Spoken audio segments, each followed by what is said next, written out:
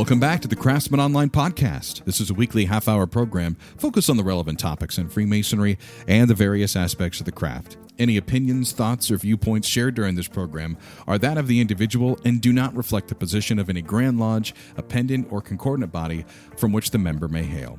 Just a show note, this episode was pre-recorded during our Star Wars and Freemasonry Masonic talk in May.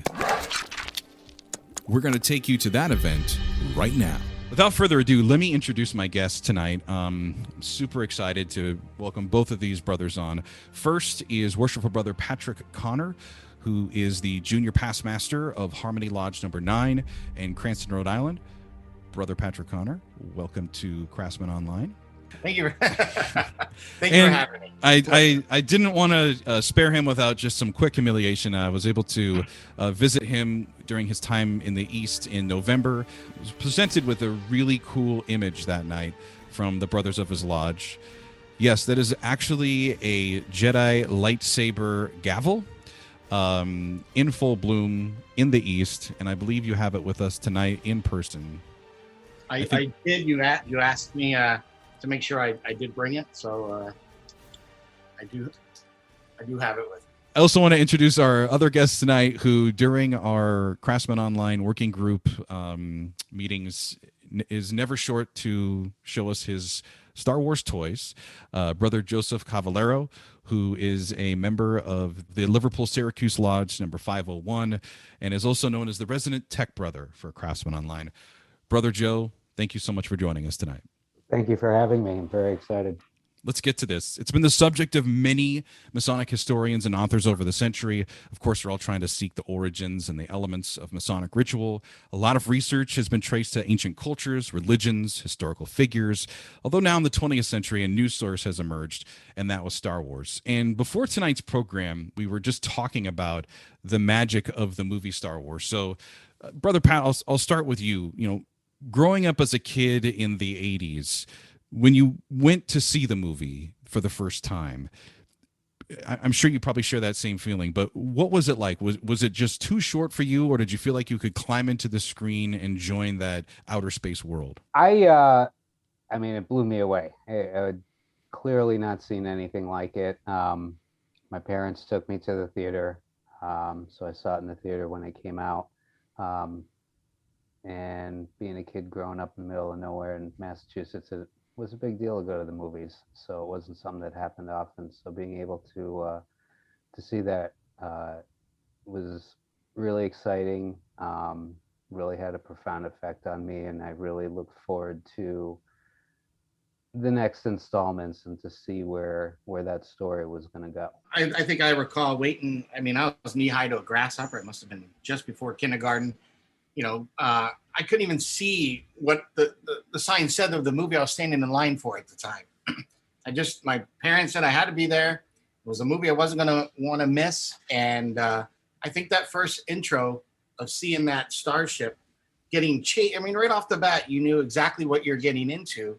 You're immersed. You're sitting there, you're looking at a field of stars, see a ship flying away, getting shot at, and then you just see this Star Destroyer slowly crawl into the screen, and it just went on for like football field lengths, and you were sucked in on that, and I was a fan right then and there.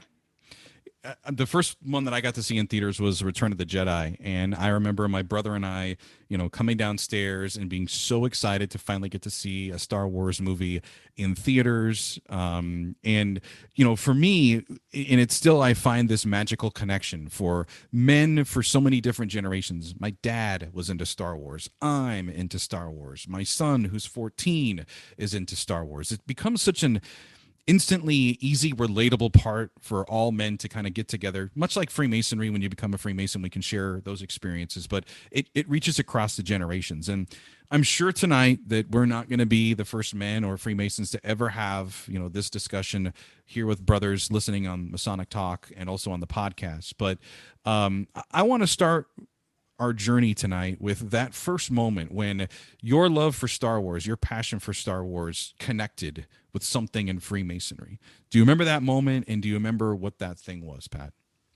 I think that I do. I think there's a couple. I mean, one is you learn in Empire Strikes Back. You meet this green little guy, Yoda. No one knew what it was going to be, but that little puppet, I think, gleaned more knowledge to most men our age now. We harken back to that, and I think we always go back to pass on what you have learned. And I know in my lodge, and most lodges, right? If you're an officer, you're always told to look out for the guy ahead of you and the guy behind you, because you're going to share that information. And it's not just learning the ritual or helping another, but it's also learning the day-to-day duties of that officer's position and running a Masonic lodge. So you're kind of learning that. And then I think we also forget about one of the quotes that I always thought in that movie that he said that really doesn't get a lot of attention is when he finally lifts the X-Wing out of the swamp, and Luke just says, I can't believe it. And that moment struck me when Yoda turns around and says, and that is why you fail. Mm. We have a lot of quotes from him, but that one is the idea of not believing. Because when you become a brother and you're going through all this stuff, you meet a friend that you learn to be a brother, right? So you kind of experience that firsthand again, because you harken back to, your favorite movie. You're going through this thing that it's new to you. Again, it harkens you back to being on an adventure and a journey. Joe, is there something about your journey through Freemasonry that you connected with Star Wars? Yeah, for me it's much different because I'm more of a recent Mason because I was only raised a few years ago. So unlike some, it's kind of a backward trek of now revisiting a lot of things like Star Wars and really seeing those connections and getting excited when I find them because it's just the reality of it. One of the things that really is a big recurring theme, of course, is the idea of circumscribing your passions and really dealing with emotion and your obligations. And a lot of those themes, are a lot of themes that I find in Masonry, of course. So the more I really look at it, the more things I find, to be honest with you. So it's interesting because the stories are so complex that you really can find a lot of things in there that you could say, oh yeah, that was something that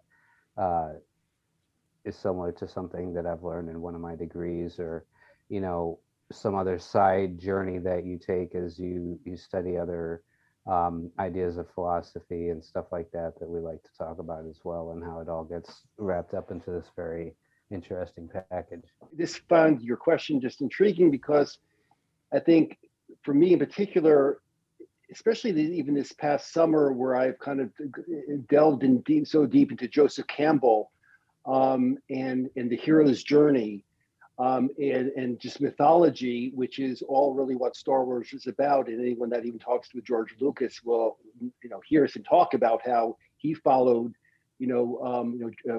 Campbell's work. But relating it back to Masonry is that is really all of our individual journeys, not only within the lodge, but certainly within our own lives. And I think that those are the lessons that we kind of take from not only Star Wars, but all mythology. And that's what kind of connects us all together, spanning all the races and religions and colors and creeds. And that's what makes, I think the story of Star Wars so gripping to every person of every walk of life. Absolutely. Yeah. I think all of us, when we watch the movies, we insert ourselves as Luke Skywalker from the original 1977 Star Wars movie and that trilogy. And we imagine what choices we would make through his journey, as you said, the hero's journey. And as you go through the 3 degrees in Freemasonry, and there is that point where you feel like at times you're going through a lot of the work of becoming a Mason, becoming proficient in all of the ritual work to go through the degrees. That sometimes can be an individual thing, but just as Luke had a wise mentor or friends, faithful friends to help out, you find as you go through Masonry and you start as an entered apprentice that you were just like Luke. You were just this innocent person that didn't really know anything about the craft, and you begin to develop more and get more firm footing. By the time you reach that third degree at the end and you're a master mason, you're much like Luke Skywalker in the Return of the Jedi movie, where you're ready to get to business. So I get that. You also touched on another question I was going to ask here, is that, before we get to some of the larger themes about, Freemasonry and Star Wars, a lot of us use Star Wars sometimes as that quick reference point. Like, for example, the first time I made a Star Wars reference was when I heard of the officer line. I'm like, oh, this is like the Jedi Council, these past masters, they all get around, and they all come together in this circle and they huddle up. You kind of, when you said the diversity of Star Wars, I've also used that as an example, where I said, well, sometimes when you meet with brothers outside a lodge or before a lodge meeting, it can be like that scene from when they walked into the bar with Tatooine, and that scene right there with all the diverseness that happens in Star Wars. For our panelists, Brother Connor, have you ever had that quick reference moment that you've made thanks to Star Wars when it comes to something in Freemasonry? I do. I think, just this weekend, I got to obligate one of my coworkers and friends into the craft. And I kind of felt that Obi-Wan moment, this, you just taking your first steps into a larger world. And for him to impress upon him how important it is and how serious it is was something that I kind of left breadcrumbs along the way, because I didn't want to just entertain any guy just wanting to apply to the lodge and, be a brother. And, so I kind of vetted him for a while. But as we talked more, and as he was getting ready for the degree, I really kind of had those moments with him. And he was kind of like, very serious, like, you guys are, very serious, and you do the work. And I said, yeah. I said, again, you today are Luke Skywalker. You just walked into Ben Kenobi's apartment, and he just handed you the lightsaber for the first time. You ignited it. You're blown away by that. So that's your first experience. The next one, you're going to have a little more to learn about. And this one, you're going to internalize even more, because it's really about you and the place you are at that point in your life. And then that point, you're in Freemasonry. So I was able to easily make connections and relate to Star Wars and Freemasonry with examples like that with him very easily. Brother Joe, how about you? Have you used Star Wars as a quick reference sometimes when referring to something in Masonry? So it came up interestingly, when I was practicing for my fellowcraft degree, and my mentor was just as big a nerd as I was.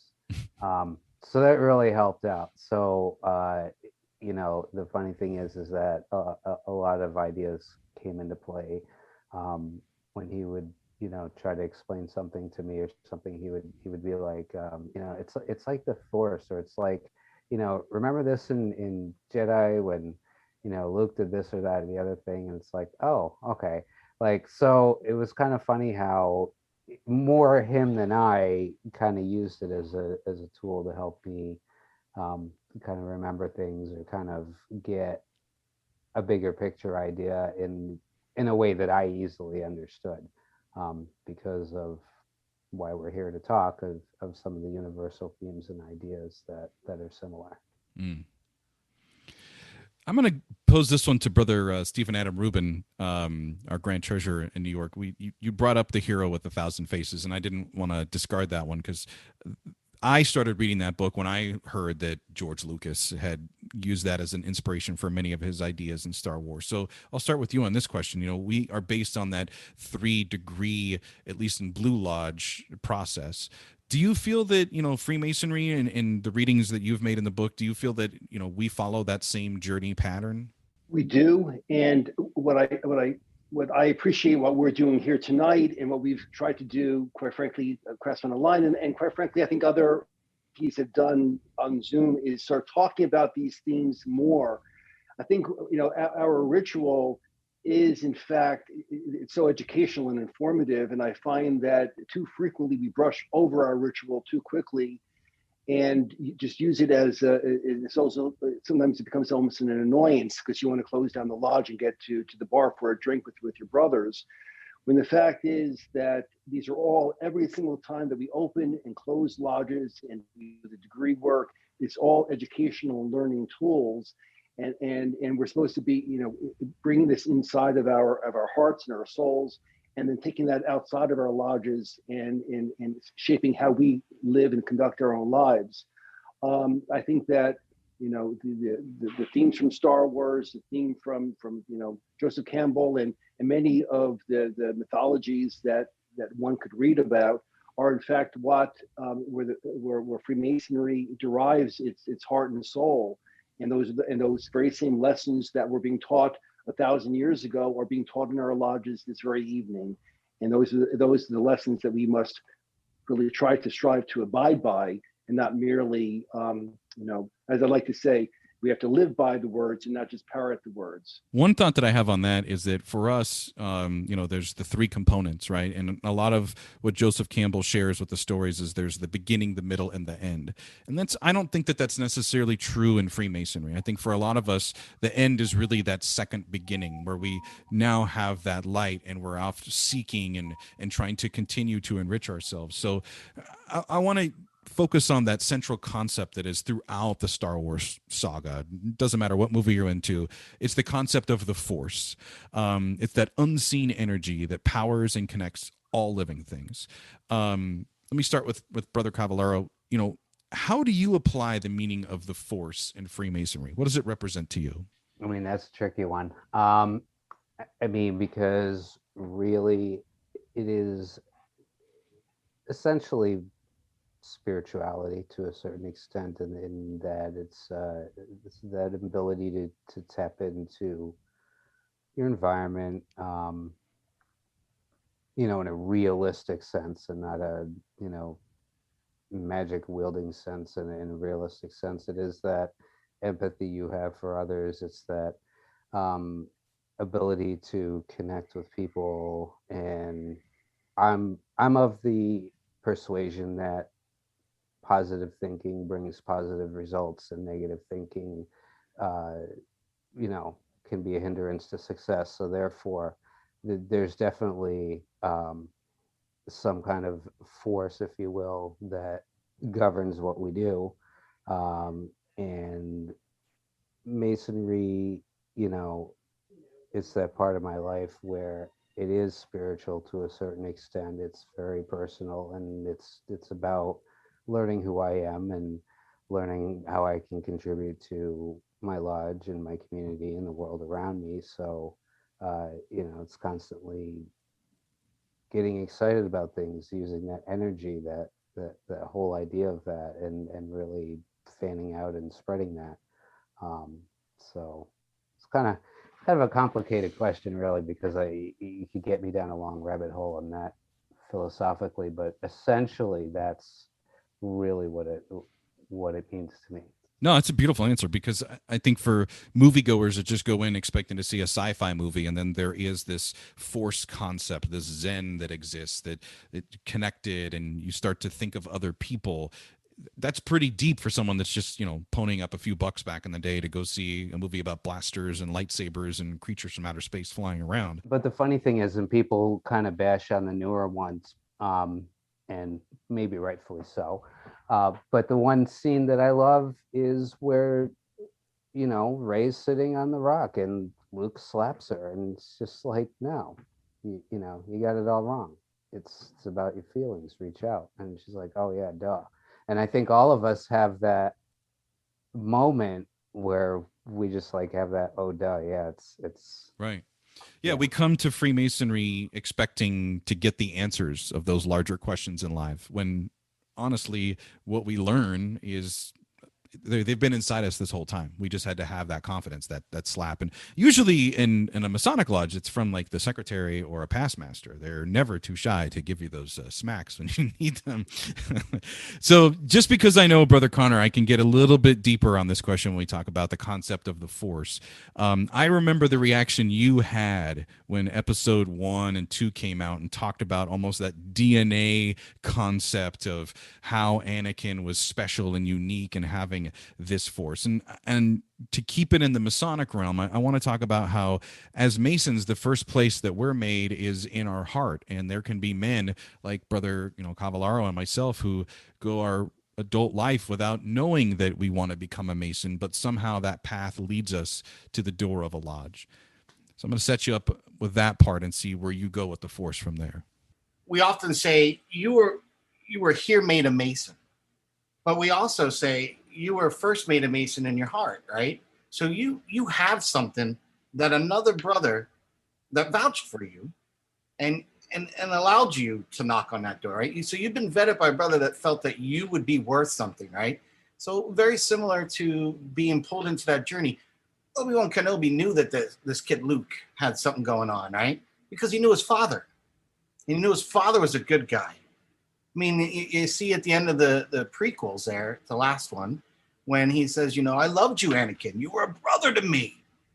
And I think that speaks volumes because they were so close. And I think when you kind of learn that story about Vader, right, you just thought he was the baddest baddie ever. And you just you're such a good guy, you want to be the bad guy. But then you realize that path that he strayed on to go to the dark side, it's the same path that whether you are doing the right or doing the good, it's a very narrow path. And very easily you could be pulled one way or the other, right? He wasn't pulled because he wanted to rule or anything, right? He wasn't going to be like the emperor. He just wanted to save the woman he loved, right? And he was barely allowed to love in the first place and that whole thing. So that kind of adds to it. But when I look at kind of what Brother Cavallaro is talking about is the kind of the idea of the force. It's kind of like your invisible compasses, right? Keep everything within circumspection, your due passions. And that really goes to me, I think, is when you look at Empire Strikes Back has a lot of these themes in there, especially when Luke goes to Dagobah and he's like surfing around and he fights Vader, beheads him, his helmet explodes and it's his face. As you reflect upon it time and time again, as you grow up through the years, it has a different meaning. Mm. And I think when you become older and wiser, and you reflect upon it, you realize, well, his demons were him. It wasn't Vader, it wasn't his father. And, you can look at that, well, that was, foreshadowing who his dad could be, maybe, and possibly. But I also think the path he was on, that was a clear indication for him that you could go either way. It's the choices you make, the people you surround yourself with. And I think in Freemasons, I think a lot of gentlemen and their wives enjoy us being around the brotherhood. Because we could be going out doing many other things that probably are unscrupulous, right? But seriously, but you look at what you surround yourself with. Good men becoming better, right? We've often used that phrase. But I think when you surround yourself with like-minded gentlemen that have these, it opens up conversations like this. Where would you ever think that you're going to get someone in Freemasonry and Star Wars? Well, because Freemasonry introduces you to guys that like things. So you would be able to have something like this. So I think that there's so many lessons that you can pull out, like from the first three. You've got, your EA is very much Luke, the farm boy, going to get introduced to this world. You look at your Empire Strikes Back, that's your fellow craft, and kind of going through the trials and tribulations of yourself and life and learning, the good, the narrow, and that, that checkered path that we often walk. And then I think when you get to your Master Mason, you're looking at death and redemption. You end on a solemn note of death. And I think that's really kind of symbolic. The fact that there's three, that's kind of neat. As Right Worshipful Reuben said, that hero's journey definitely drew a lot from. I actually got to attend at the Brooklyn Museum of Art when I lived in the New York metropolitan area. I went to see where they had Magic of the Myth Star Wars exhibit. And it was beautiful because they had each portion of the hero's journey broken out into pieces, and everything in that room on the exhibit had to do with that piece of the story. So to say that it wasn't, it obviously was, but then to put all those pieces together visually, it was just amazing. Another reason to be envious. Jedi lightsaber, master's gavel, and you also got to see that exhibit. So far, 2 for 2 if you're keeping score at home. And you set up my next question beautifully. the beauty of Star Wars is that you can be 7 or 8 years old and going with your father or your uncle or grandfather or just, you know, important people in your life to go see that movie, or now at home on Disney Plus. But you can also be a 30-year-old or a mature adult and still get that same experience. And one of the things that for us when we were younger was this idea of the Jedi Council, these leaders. We know that these were like the important guys. And in the first 3 movies, we didn't know very much about the Jedi Council, just that there weren't very many of them left and something happened. And then later on in the installments and earlier, when they get into the, I guess, the prequels and then the subsequent sequels, we start to learn more about these guys. And this has always been a conversation that I've had with brothers in Masonry, is that Freemasonry is not a religion, but there is a lot of religious or spiritual aspects that are injected into our ritual and parts of our craft. So I just want to, you know, bringing this into the Masonic conversation. You know, in Star Wars, they have the Jedi Council. In lodges, we have masters of the lodge and apprentices or students. Do you see Masons kind of as that spiritual warrior character, like a Jedi? Yeah, absolutely. I'm also a Sir Knight, so being a member of my commandery, I mean, you think of what were they based? The whole idea and concept of Jedis were based on samurai, warrior monks, right? So it can instantly harken back to my commandery. And what are they? Warrior monks, you know? So yeah, there's a lot of correlation in with that. I think that, you know, you have the idea of your council, like you were pointing out, your Jedi Council. When you're a master, you know, who is your council that you seek to get advice from? It is probably your past masters. And in my lodge, I am very proud to say that our past masters have a very hands-off way of running. They don't run the lodge. You as the master have worked your way up after 8 years for that title in that position, been elected, and they let you run it the way you see fit. But they are there to give you the counsel, whether it be gentle counsel to put in your ear, like, you probably missed something, or you should be a little bit better on this piece of ritual. They're going to give you that. And that's great, because they want to see you succeed. They want to see the lodge be better. So yeah, the council is a very, very, I think, important part, but they're there to kind of guide. They're not there to take over or presume to put their opinions on things. But I think that, you know, when you compare the two, you have a lot more, I think, in lodges, you have a lot more flexibility to have that very on the level conversation with a past master to hearken and get his advice. Brother Cavallaro, how are you seeing spiritual warriors of the Jedi and Freemasons? I mean, it's all about the light. So, you know. It's a t-shirt right there. It's all about the light. It's all about the light.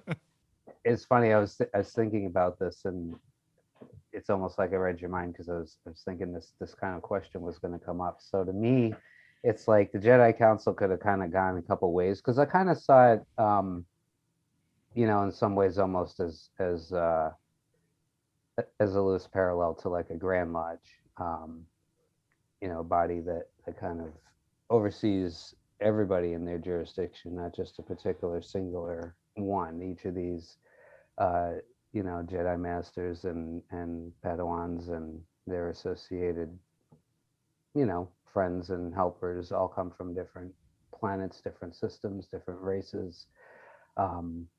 So it's almost in one sense, like, to me, those were like, they're like, you know, the Jedi Masters are like, you know, the masters of their own little lodges in that way. And then so the council was more like a Grand Lodge, you know, presumably of, you know, more experienced, older, wiser, what have you, however you want to put it.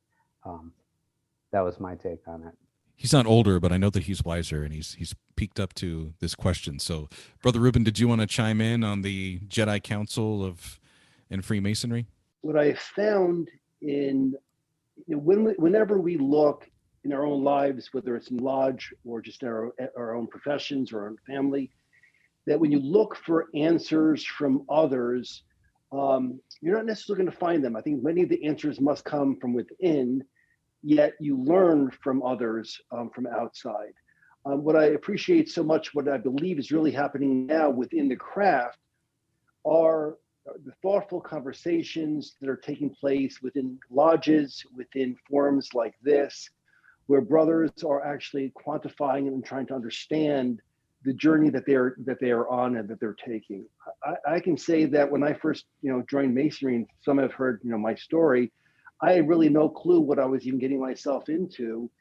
And as I say, I don't know when it happened for me, but there was a moment in my life where I started to feel like a Master Mason, almost like a Jedi warrior, and it empowers you and it emboldens you to live a certain life, and to conduct yourself in a certain way. And I really do feel as a Master Mason like a Jedi warrior. We are the fighters for the light, and we're certainly not perfect. And as a brother put in, brother Jeremiah King said earlier, that Darth Vader couldn't subdue his passions and went to the dark side, and we all struggle every day of our lives, whether it's in the lodge or outside, to make those same struggles ourselves. And we will fail, and God willing, we will succeed and rise from our failures. And these are all the lessons I think that we learn in the craft. And Star Wars is just kind of another way to say the lessons that we can learn from within our lodge or from any sort of understanding of mythology. That's the journey that each of us are on, individually, and then as we ultimately come together collectively. The councils are wonderful. We can learn. We look for answers and guidance for those that are more experienced, and of course, we always must and should do that. But if you have to put your faith in yourself and make the decisions for you as you go through your life. Beautiful points. I was thinking of how in the Star Wars world, the Jedi were almost all equal. Just like in Masonry, the title of brother, that's the highest title that you could ever get. But we do look at those who move on in the fraternity to other positions or leadership roles, and we give them the respect that they get for that office or that position because they've earned it and they hold that spot. Like you as a Right Worshipful, I would refer to you as Right Worshipful Reuben until you say, no, it's just Steve. Just call me Steve. It's like, okay, we can do that as brothers. And I was thinking how, when in the Star Wars movies, when the Jedi were among regular people, they were always surprised to see the Jedi because at certain points in the story, there's so few of them, they're believed to have been hunted out to extinction. And they looked at the Jedis in a certain way that, as we are told in our degrees, that we should be acting as better people, as upright men and Masons. And while you were talking, I was thinking of, I guess on those lodge nights when I need to wear a tuxedo for a degree or something special that's going to be happening at lodge, that doesn't happen for a lot of the men that I know every Monday night or the fourth, Thursday of the month. They don't have those moments, and yet we do. And when we walk out that way with our Masonic ring on or nameplate or whatever it would be that would identify us as a Freemason, then we are putting that out on display, much like the Jedi do when they would just walk. But they wouldn't act any differently. They would just act the way that to the code that they know that they need to live by. So that's a great point. You got me flowing there. That was a good one, Brother Steve.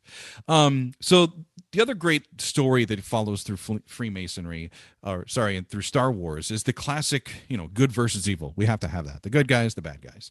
And in this one, it's the Jedi versus the dark side. We all know that. I have to be careful how we talk about this question because I don't want us to get into any trouble with violating Masonic secrets or giving away any of the obligations that we've taken in the degrees. But my question, I'll start with you, Brother Cavallaro, is what intrigues you about the various characters' journeys when they go from quote-unquote dark places to enlightenment in the Star Wars storyline, the ancillary characters? And Luke sometimes does himself, as so do the others, but now we can talk more about the supporting cast, so to speak, of Star Wars members. Well, it's interesting because they all have their own arc. They all seem to face a very similar thing, though, at the end of the day, and we do keep coming back to this idea of the hero's journey, and once again with this belief in the Force, you have a character like Solo who kind of doesn't believe in that magic, that nonsense. His blaster is going to get him through the day every day, all the time. It's just not so. He has to acknowledge it. That's just not it. He's lived his entire life believing this. And then he realizes that Luke and Leia have this power that he can never have, and they reassure him it's not about the power, it's not about the Force. You're special because you are who you are. So that's a very interesting one-off there, in that you really focus on the non-magic character, as it was the non-droid, the non whatever, and just like a lodge, everybody brings that something special to the table for the team, for the lodge, for the group. Interesting. I was kind of reading the chat as we were talking here, and Brother John Lentine mentioned something about the Revolution. So if you're not talking about the main characters in Star Wars, right, I look at it as, and comparing that to New England lodges, for instance, the brothers are what started the Revolutionary War, right? The brothers in St. John's Lodge, #1 here in Providence, and eventually they broke off, and Ephraim Bowen, one of the main guys, started Harmony Lodge. They actually lured a boat that was in chase, and basically did the first act of aggression in the Revolutionary War. Most people, when they think of the shots in Boston ringing out, and that the Boston Massacre, when it actually was the Gatsby. The burning of the Gatsby was the first act of aggression by America against the British Revolution. And I look at that, I kind of go right to Rogue One, right? Because I go into the nondescript characters. That was a movie. It didn't have any Jedi, didn't really have any Force, but yet they still talked about the Force. And they really, talked about hope. Hope is what a revolution, freedom's based on. And I think when you look at Freemasonry, the morals and the things we stand for, the way, if you ever got to hear, there's a lecture from one of the former Grand Masters of Washington, D.C., and he talks about a lot of the symbolism around the D.C. area. I mean, the fact that George Washington made sure to buy parcels of land so that our government was built on a square. It's symbolic, and it all had to do with his Masonic roots. And I think the Masons realized that they weren't going to adhere to tyranny, just like you look at the Rebel Alliance, not adhering to the tyranny of the Empire. But I think what still kind of, when you go back to the prequels, and you can start watching it on Disney Plus with the Bad Batch and the Mandalorian, you get more of that story. You kind of learn that, like, well, wait a second, the Stormtroopers were the clone troopers, but the clone troopers were with the good guys and fighting with the Jedi. So how did they become the baddies? And you kind of as a kid, you might not kind of understood that, and I think it was probably better 30 years later they released, the prequels. So when you looked at it, you could kind of, as an adult, saying, yeah, that's how freedom dies, with thunderous applause. And we've seen that time and time again as history, tends to repeat. And I think Freemasonry is a basis of why a revolutionary is in existence, because they will stop tyranny. They will not stand for it, because they have a hard set of core beliefs that we should be kind to one another. You're to help one another. You're to enjoy and be at peace, very much like the Force, with one with nature. Go out and, explore various windings and stuff like that. You learn things like that in the fellowcraft. So it's interesting how there's so many little pieces you can put together. But just, as the one brother in the chat mentioned, the revolutionary started by that. I got to visit a lodge that my father-in-law was chaplain for 30 years, the Lodge of St. Andrew. And, we all talk, and we all love to say, well, it's rumored that Freemasons started the Boston Tea Party. When I first met my father-in-law and went in his library, I picked up a book, 150-year anniversary of this lodge, and I'm looking at it, and there's a photograph that really rung in my head, and I kind of bring it to him, and what is this I'm looking at? Because it has the lodge. It's a picture of like lodge minutes, and it says you took collation back in 1775 or whatever, and it says tea 3 inches high. What's that mean? And he goes, well, that's the night of the Boston Tea Party. So, leaving those breadcrumbs of me being a history buff, ran back, grabbed another book, and here I find, information in a book that 500 were made. How many exist to this day? Unless you go to the Grand Lodge of Massachusetts, you might not even find one. But you can go in there, and it talks about Joseph A. Warren, who was the Grand Master of Boston, master of Lodge of St. Andrews, was being questioned for acts like a Mohican.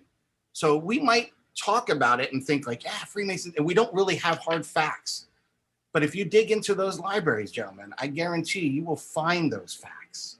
Well, this is the first for me. I've never done a podcast that we have an audience here on the Masonic Talks and also on Facebook Live. So, audience, I want to give you a ton of appreciation for being here with us tonight. And I'm going to get our panelists out of here and you out of here on this final question. And it's kind of the reason why we're all here.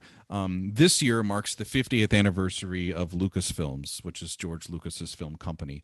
Well, Lucas was not a brother of the craft. There is no doubt, as we've talked about tonight, that his work definitely connects strongly with our members and with the teachings, you would say, Masonically. And just as Freemasonry is not a religion, neither are the Jedi. Yet we are both kind of deeply bound to moral teachings. And in Freemasonry, we say, so mote it be, at the end of prayer, as you saw at Invocation tonight. In the Jedi phrase, it's, may the Force be with you. So I'm going to start with Brother Cavallaro first. How do you see the balance between religion and morality between Star Wars and Freemasonry? If you really want to delve into the idea of once again, the nature of the dark side and the light side, and we believe in opposites exist. I mean, that's just the reality of that. So really coming back to full circle of what I said earlier about Freemasonry and the light and being able to share that light, I think that's really where that kind of whole thing goes right there for me. I kind of look at it like, again, I'll harken back to like Rogue One, like Chirrut. He's a very spiritual person, right? He's blind, but he's very strong with the Force. And when you're in that marketplace and he's walking by and he says, "May the Force of others be with you," that was originally what Lucas had scripted to be the catchphrase. And somehow it got shortened and things and became, "May the Force be with you." But when you think about "May the Force of others be with you," that even hits home more, right? Because I think that's really what we're about. Because we know we're not on this journey alone. And without those brothers on your side to have that support, you can continue through that journey, whether it's life or anything. And I think Star Wars has a lot of things we draw upon that, because it's not just for you. It can be part of your family as well. This has been the Craftsmen Online Podcast. I want to thank my guests again this week for joining me, Worshipful Brother Patrick Connor and Brother Joe Cavallaro. If Masonic education is important to you, sign up for our email newsletter at craftsmanonline.com. New episodes of the Craftsmen Online Podcast are available for downloads Monday mornings. Until next time, let peace and harmony prevail.